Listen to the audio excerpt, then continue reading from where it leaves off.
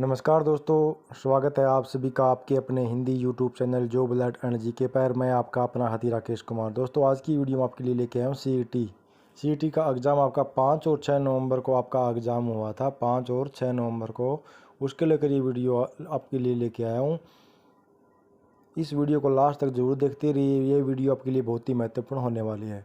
दोस्तों, अगर आप हमारे चैनल पर नए हैं तो चैनल को सब्सक्राइब कर लें और बेल आइकन वाला बटन प्रेस कर लें, ताकि जब भी कोई नई वीडियो आए तो उसका नोटिफिकेशन आपको मिल सके। दोस्तों, जैसा कि आप सभी को पता ही है कि सीईटी का आपका एग्ज़ाम हुआ था 5 और 6 नवंबर को। तो उससे दो या 3 दिन पहले जो एचएससी ने जो एग्ज़ाम पैटर्न है वो बताया था कि 15-15 नंबर का आपका 15 नंबर की रीजनिंग आएगी, 15 नंबर का आपका इंग्लिश आएगा, 15 नंबर का आपका मैथ आएगा।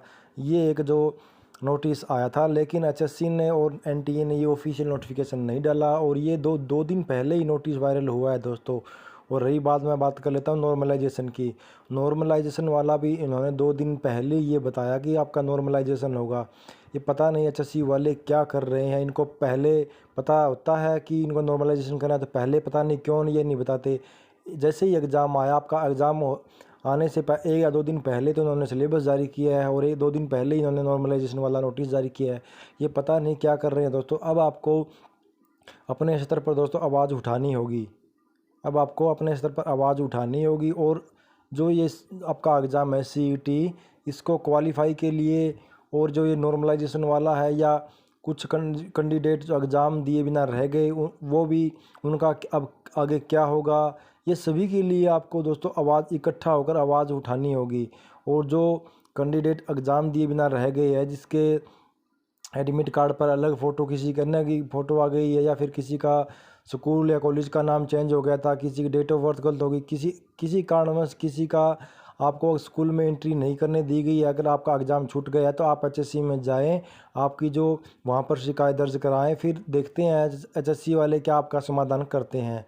तो जितने भी कैंडिडेट एग्ज़ाम दिए बिना रह गए हैं, उनको एचएससी डिपार्टमेंट में जाना होगा, वहाँ पर आपको अपनी जो शिकायत है वो दर्ज करवानी है।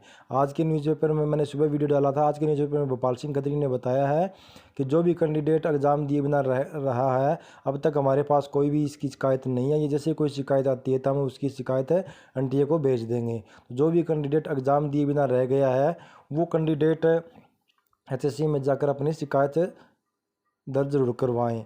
तो अब मैं बात कर लेता हूं दोस्तों एग्ज़ाम पैटर्न की। एग्ज़ाम पैटर्न का ये 3-4 दिन पहले नोटिस डालते हैं। इसको लेकर आज सविता ढुल मैडम ने भी कुछ बोला है, तो मैं आपको सुना देता हूं, आप वीडियो पर बने रहें कि सविता मैम ने क्या बोला है। तो दोस्तों, आपको सभी को इकट्ठा होकर अपने सदर पर इसकी जो सीईटी क्वालिफाई है, इसकी आपको मांग उठानी पड़ेगी। क्योंकि दोस्तों, सभी पेपर तो नॉर्मल था, ये सभी बोल रहे हैं कि पेपर सही था, पेपर आसान था, लेकिन दोस्तों जो का कैंडिडेट है वो लगभग 70 या 75% जो जीके के मान रहे थे कि जीके आएंगी। सभी ने जीके रट ली थी दोस्तों। जीके है वो सभी कैंडिडेट ने रट रखी थी। और जो जीके इन्होंने रट रखी थी, जैसे पॉलिटिकल है, ज्योग्राफी है, इकोनॉमिक्स है, हिस्ट्री है, ये सब्जेक्ट इन्होंने कर रखे थे, लेकिन इनसे क्वेश्चन 1 या 2 मिले। उसमें 15 नंबर की इंग्लिश आ गई, 15 नंबर का मैथ आ गया, 15 नंबर का आपका रीजनिंग आ गई। क्योंकि सभी कैंडिडेट मान के चल रहे थे कि 5 नंबर की तो इंग्लिश आएगी और 5 नंबर की तो इंग्लिश आएगी और 5 नंबर की हिंदी आएगी, और 10 नंबर का आपका मैथ आएगा। तो मैथ और इंग्लिश तो कभी कैंडिडेट बहुत ही कम करते हैं। तो 15 नंबर को छोड़कर बाकी जो बचे सब्जेक्ट हैं उनको हम जो ज़्यादा पढ़ लें, ज़्यादा टाइम दे दें उनको। तो इसलिए ऐसा कुछ नहीं हुआ, उन्होंने एग्ज़ाम पैटर्न अलग ही दे दिया। तो इनका कुछ नहीं पता है दोस्तों। अब भी आपके पास टाइम है आगे, जैसा कि अब सीईटी क्वालिफाई के लिए आप अपने स्तर पर मांग उठाओ। और रही बात दोस्तों, आगे जो सीईटी का आपका जो सीईटी क्वालिफाई हो गया उसके बाद आपका एग्ज़ाम होगा, उसके लिए सिलेबस और आगे जो डी ग्रुप होना है, जो सीईटी का डी ग्रुप होना है, उसके लिए आपको आवाज़ उठानी अभी पड़ेगी। क्योंकि इसका जो सिलेबस है वो निर्धारित होना चाहिए भी, कौन से सब्जेक्ट से कितने कितने क्वेश्चन आएंगे, या फिर ये कोई तो सिलेबस इनका निर्धारित हो। अगर क्वेश्चन नहीं बताते हैं ये कि इस सब्जेक्ट से इतने क्वेश्चन आएंगे, तो कोई तो सिलेबस निर्धारित करे कि ये स्टूडेंट ये सब्जेक्ट मान के चले कि इन सब्जेक्ट से जो आपका एग्ज़ाम है, क्वेश्चन है वो आने वाले हैं। क्योंकि दोस्तों, इन्होंने जो सीईटी का जो एग्ज़ाम पैटर्न दिया था उनमें इन्होंने बताया था कि ये सिलेबस आएगा, लेकिन सिलेबस तो वही आया दोस्तों। उसमें क्वेश्चन का हेरफेर हो गया। उसमें क्वेश्चन जो जो मैथ के ज़्यादा डाल दिए, इंग्लिश के ज़्यादा डाल दिए और रीजनिंग के ज़्यादा दिए, हिंदी के ज़्यादा क्वेश्चन डाल दिए। तो जो कैंडिडेट जिन्होंने सब्जेक्ट पढ़ा था, जिन पे ज़्यादा टाइम लगाया था, वो सब्जेक्ट उतना नंबर का नहीं आया जितने वे मानकर चल रहे थे। तो इसलिए दोस्तों आपको अपने स्तर पर जो सीईटी क्वालिफाई की मांग है वो आपको उठानी पड़ेगी। और आज सविता सविता ढुल मैडम ने क्या बोला ये मैं आपको सुना देता हूँ, आप वीडियो पर बने रहें। में गड़बड़ी के कारण मैं आपसे रूबरू नहीं हो पाई। वह है 4 दिन पहले पेपर पैटर्न का पता चलना या बदल जाना, और दूसरा 1 रात पहले नॉर्मलाइजेशन का जो फॉर्मूला है वो जारी होना। अब ये दोनों गंभीर इसलिए हैं क्योंकि किसी भी एग्जामिनेशन में अभ्यर्थी बैठने जा रहे हैं, यदि उन्हें पेपर पैटर्न का ही नहीं पता है तो वो बहुत गलत बात है। हालांकि सीईटी का सिलेबस जारी हुआ था और ये एक वेलकमिंग स्टेप था, वेलकम करते हैं। डिटेल्ड सिलेबस मांग रहे थे अभ्यर्थी, वो नहीं दिया, कोई बात नहीं, चलो थोड़ा बहुत पता तो चला। और चेयरमैन साहब के इंटरव्यू से अभ्यर्थियों ने थोड़ा अंदाजा लगा लिया था कि पेपर पैटर्न कैसा रहेगा, लेकिन पेपर पैटर्न वैसा नहीं रहा। जो हरियाणा जी के अभ्यर्थी समझ रहे थे 35 से 40% आएंगे पुराने एग्जामिनेशंस की तरह, वो केवल 10% तक सिमट कर रह गई। उसमें भी कंप्यूटर और जो करंट अफेयर्स है वो बहुत ज्यादा पूछा गया। अब यहाँ पर जो बुद्धिजीवी है वो तर्क दे सकते हैं कि देखो सबके लिए सेम ही तो आया है क्वेश्चन पेपर, तो इसमें क्या प्रॉब्लम है श्वेता अभ्यर्थियों को। और दूसरा आप ये भी कह सकते हैं कि पढ़ना तो सब कुछ ही था ना, जीके में भी सब कुछ पढ़ के जाना ही था। अब वो 10% आए या 40% आए, पढ़ना तो सारी चीजें थी। मैं आपकी सारी चीजों से अग्री करती हूँ, लेकिन फिर भी मैं एक सवाल पूछती हूँ कि पेपर पैटर्न में ये बताना, जैसे आपने हरियाणा जीके का बता दिया 25% आएगा, वैसे ही जीके का यदि आप बता दें 10% आएगा, तो जो अभ्यर्थी, मैं मानती हूँ 95 से 99% अभ्यर्थी अपना 50 से 60% समय जीके को देते हैं, वो उसी हिसाब से अपने समय का डिवीजन कर लेते हैं। उन्हें ये पता रहता है कि ये पोर्शन 10% आएगा, तो उसी हिसाब से अपनी तैयारी करते हैं। अभी अभ्यर्थियों ने एनसीईआरटी, ल्यूसेंट और घटना चक्र, अलग अलग विभिन्न कोचिंग इंस्टीट्यूट्स के नोट्स, पता नहीं क्या क्या पढ़ डाले।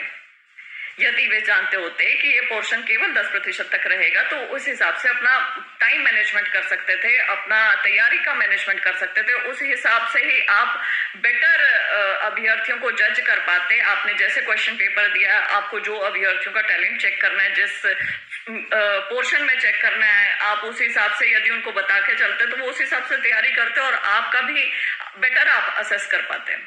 तो ये बेहद गंभीर चीज है। पहले क्यों नहीं बताई, बहुत बड़ा सवाल कि पहले बताने में दिक्कत क्या है। दूसरा, नॉर्मलाइजेशन लागू कर दी जाती है, फॉर्मूला 1 रात पहले डाला जाता है, इसके लिए भी यही सवाल, पहले क्यों नहीं बताया। और वो फॉर्मूला जो ऑलरेडी कोर्ट में चैलेंज है, जिसका अभी तक कोई हमें सोल्यूशन नहीं मिला है। हालांकि मैं नॉर्मलाइजेशन के खिलाफ नहीं हूँ, मैं ये चाहती हूँ कि फेयर नॉर्मलाइजेशन हो, जो योग्य बच्चा है उसका चयन होना ही होना चाहिए। लेकिन 1 रात पहले क्यों बताते हो, पहले बताने में दिक्कत क्या है, ये बहुत बड़ा सवाल है हरियाणा सरकार से कि आप क्या कंफ्यूज रहते हो, आपको क्या खुद पहले पता नहीं होता, आप उस चीज को ढकते रहते हो, ढांपते रहते हो, और आपको लगता है कि अब ये हमारा शायद हम करवा लेंगे तो अब अभ्यर्थियों को बता देते हैं। तो मुझे तो लगता है ऐसा सही सिस्टम चल रहा है। 2 साल से सीईटी का रहा, आज करवाएंगे, कल करवाएंगे, तब करवाएंगे, जब करवाएंगे, ये सब चल रहा था। अभ्यर्थियों को एक हफ्ते पहले तक ये पता नहीं था कि सीईटी होने जा भी रहा है कि नहीं होने जा रहा है। कोई ऑफिशियल नोटिफिकेशन ही जारी नहीं हो रहा था। जब ऑफिशियल नोटिफिकेशन जारी हुआ तब भी अभ्यर्थियों को यकीन नहीं हो रहा था, क्योंकि एनटी की वेबसाइट पे कुछ भी नहीं था।